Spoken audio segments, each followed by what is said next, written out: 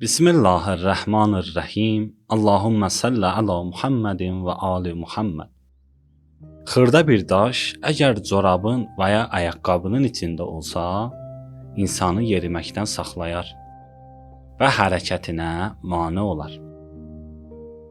Bəzi şeylər çox xırdadır, dəyərsiz görünür, amma insanı Allah yolunda hərəkətdən və yaxşılığa doğru getməkdən saxlayır. Onlardan biri də ata-anaya qarşı hörmətsizlikdir. Bu az da olsa, hətta uf demək qədər belə olsa belə.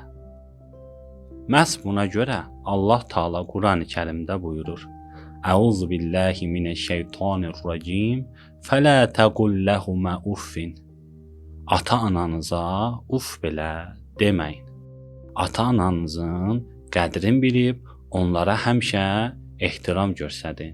Vəssalamu əla mən ittəbə'əl huda.